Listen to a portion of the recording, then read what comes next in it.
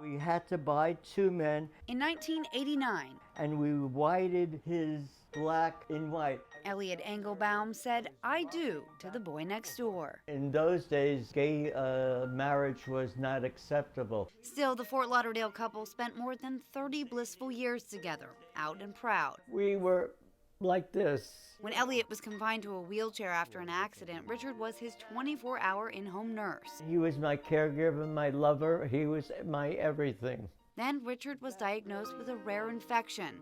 He died a year ago, leaving Elliott alone in their condo. I was so lonely. And now I'm here at an ALF, and I'm more lonely than I ever was. For him, the issue is the residents. Many deal with cognitive issues, including dementia, and don't accept his sexual orientation. I was never in the closet in my entire life until now. Elliott's story is all too common in the gay community. The Equal Rights Center reports 48% of LGBTQ seniors face housing discrimination. They are twice as likely to age single or live alone. It really interferes with mental health. It's also very, very isolating. Katy Yankie is a social worker. You have a number of folks over 50. And the clinical services director at SunServe, South Florida's LGBTQ social service agency and community mental health center. We have to find our tribe, and sometimes that's not so easy to do, especially for LGBTQ seniors. In a recent survey, only 20% of LGBTQ seniors in long-term care facilities said they were comfortable being open about their sexual orientation. A lot of people aren't aware of the issues facing LGBT seniors, especially in housing. Cindy Brown is working to change that. Hi, Cindy. How you doing? She's the manager of Lambda Living Housing Initiative, a new nonprofit program to provide open and affirming housing for LGBTQ elders. She's 6 years old. Bruno Camorgo is one of the first to sign up for the pilot program. And then This first phase of the housing initiative brings Bruno and a handful of other gay elders together to live in this North Miami apartment building. There's no words to describe to you what I felt when I walked in this apartment in January 15. Bruno's story is a bit different than Elliott's. The Brazilian native moved to South Beach 25 years ago from St. Thomas. I was doing A hairdresser by trade and an accomplished artist on the side. I get the third place. He lived a vivid and very social life For Caribbean colors. until he was diagnosed with cancer.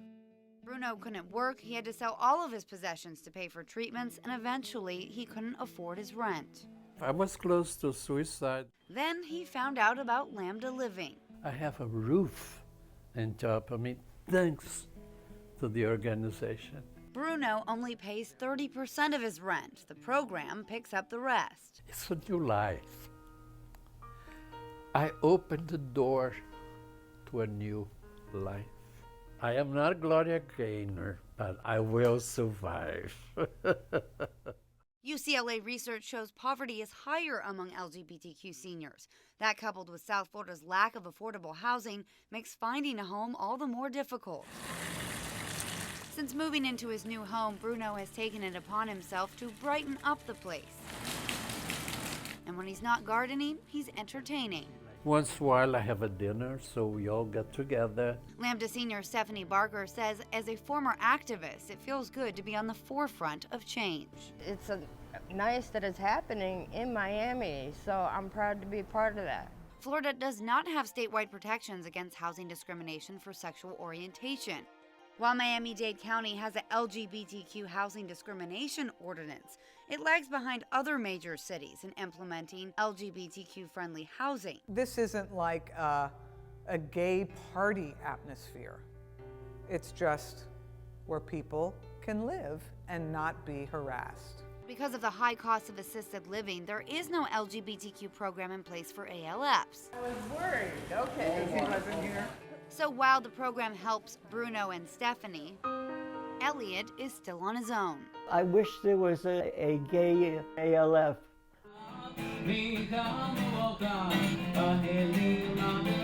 But there is one thing Elliott still looks forward to: Friday nights at his temple here at Eitz Chaim at the Pride Center in Fort Lauderdale. He says Shabbat is the one time he can still be himself. I live for a Friday night to go into my temple and meet my friends.